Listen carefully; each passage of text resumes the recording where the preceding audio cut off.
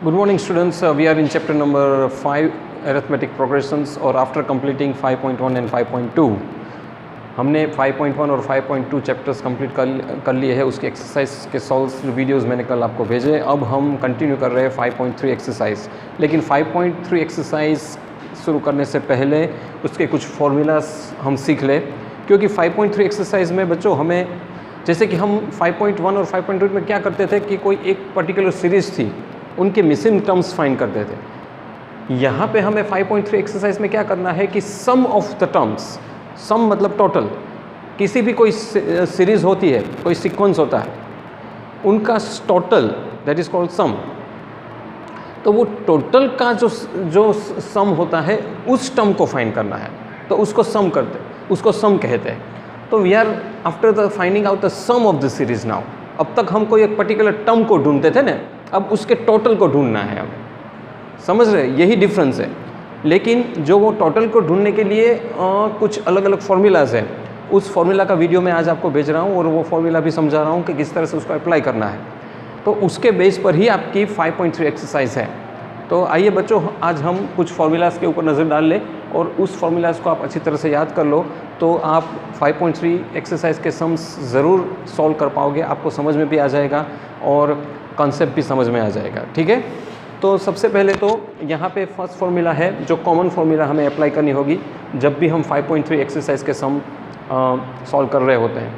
तो ये बहुत कॉमन फार्मूला है, जिससे टर्म में वो फार्मूला थी ना a + n - 1d वाली, इस तरह इसमें ये फार्मूला बहुत कॉमन है और इम्पोर्टेंट फार्मूला है।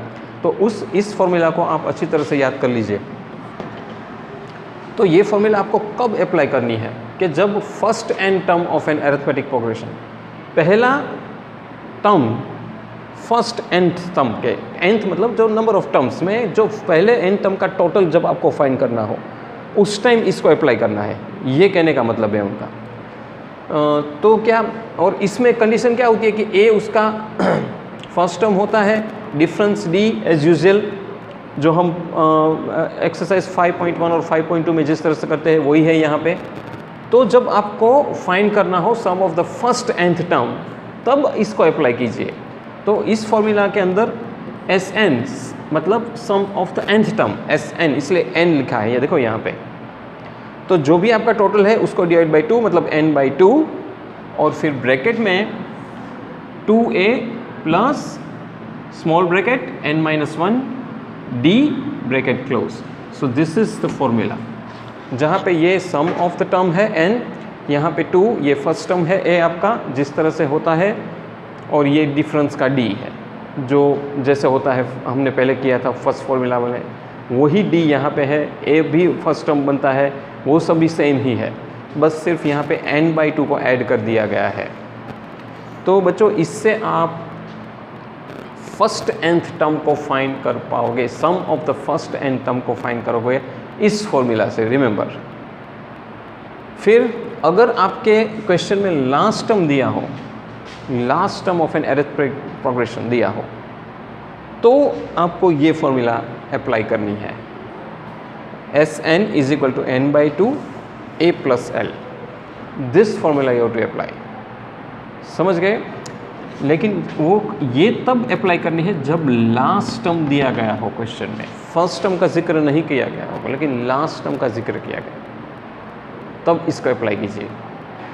और फिर थर्ड है कि sum of the first positive integers को अगर फाइंड करना है तो एक और फॉर्मूला भी है जो शॉर्टकट में है, लेकिन उसको कब अप्लाई करना है मैं आपको जब हम एक्सरसाइज सॉल्व करेंगे तब बताऊंगा। Sn = n + l divide by 2, ये भी अप्लाई कर सकते हो, लेकिन ये कुछ कंडीशन में ही अप्लाई कर सकते हो, हर बार नहीं कर सकते। हर बार तो आप यही फॉर्मूला अप्लाई कीजिए when you want to find out the sum of first nth term, remember.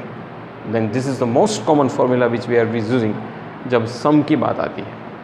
तो 5.3 एक्सरसाइज पूरा finding out the sum of the nth term के ऊपर है। तो वो उसके वीडियोस में भेजूंगा जब हम स्टार्ट करेंगे 5.3 एक्सरसाइज, और इसको अच्छी तरह से याद रखना, यही आपका होमवर्क है। और अगर इसमें कुछ समझ में ना आए तो ग्रुप में ज़रूर भेजना, मैं समझाऊंगा। Thank you very much for listening me.